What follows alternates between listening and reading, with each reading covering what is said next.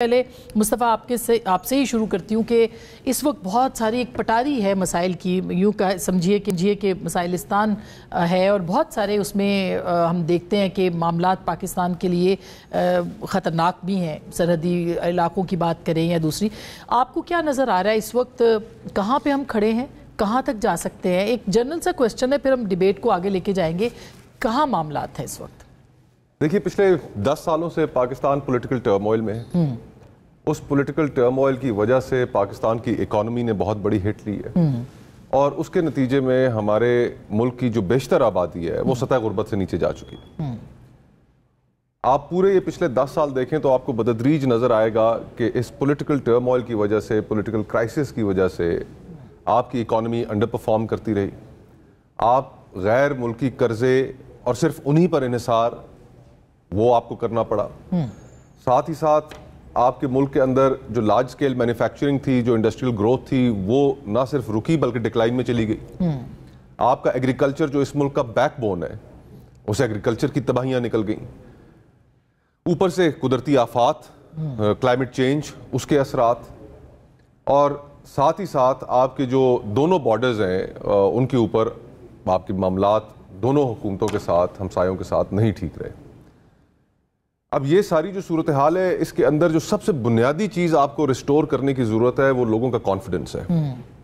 لوگوں کا کانفیڈنس آپ کس چیز سے انشور کر سکتے ہیں اور لوگوں کا اعتماد کس چیز سے انشور کر سکتے ہیں؟ وہ ایک فری اینڈ فیئر الیکشن اور اس کے نتیجے میں آنے والی حکومت کی جس کو عوام کا مینڈیٹ حاصل ہو، جو مشکل فیصلے بھی کر سکے۔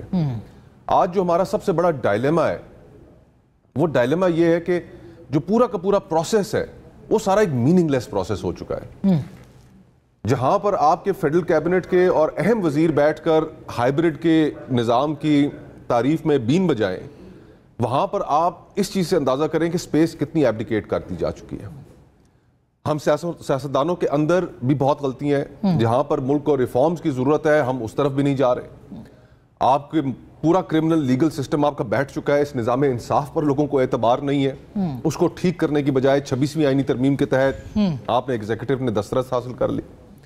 لوکل گورنمنٹ سسٹم کا آپ نے اپنے ابتدائیے میں ذکر کیا، جو جمہوریت کی سب سے پہلی سیڑھی ہے، جہاں سے آلٹرنیٹ قیادتیں بھی نکلتی ہیں اور جہاں پر لوگوں کے سارے مسائل حل ہونے چاہیے، اس نظام کے ہم سیاستدان مخالف ہیں۔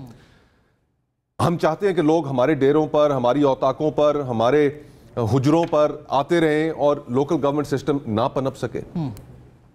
اور یہ بات بھی پھر کہتے ہوئے افسوس ہوتا ہے کہ آخری جو امپاورڈ لوکل گورنمنٹ سسٹم تھا وہ ایک ڈکٹیٹر کے دور میں تھا۔ بالکل، وہ ڈکٹیٹرز کی تو مجبوری بھی ہوتی ہے نا کہ وہ رکھتے ہیں اس طرح کے سسٹم، لیکن ہماری کیا مجبوری؟ لیکن جمہوری حکومتوں نے کیا کیا؟ 18th کانسٹیٹیوشنل امینڈمنٹ، اس کا جو پرائمری مقصد تھا وہ ڈیولوشن تھی، کہ ڈیولوشن اختیارات وفاق سے نکل کر صوبوں کو جائیں گے اور صوبے آگے ڈویژنز اور ڈسٹرکٹ پہ بانٹیں گے۔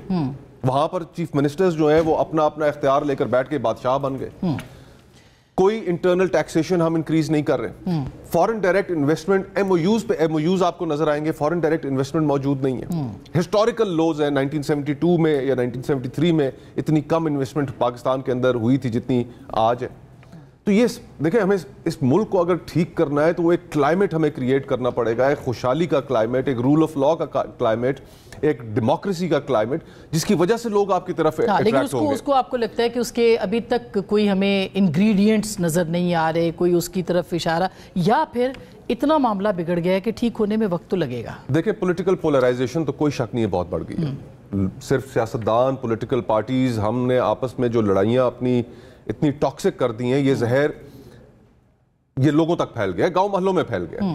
اس سارے کو درست کرنے کے لیے ہمیں اپنے ایٹیٹیوڈز بھی درست کرنے ہوں گے، جو کہ جس اور تمام پولیٹیکل پارٹیز نہیں مل رہے، اور یہ ہماری ذمہ داری ہے اور کسی کی ذمہ داری نہیں۔ ہمیں ایک دوسرے کو سیاسی مخالف ہی سمجھنا ہوگا، سیاسی دشمن نہیں۔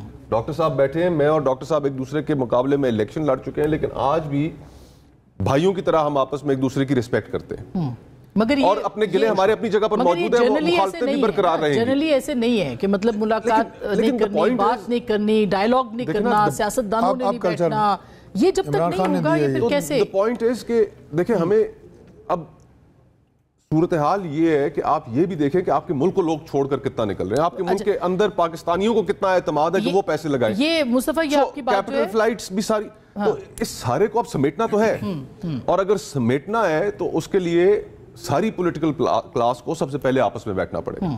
اچھا، میں نے محمود خان اچکزئی صاحب چونکہ آپ کی جماعت کے ہیں، اس سے پہلے میں ڈاکٹر صاحب سے پوچھ لوں، پھر میں اس پہ بھی آؤں گی کہ وہ کہاں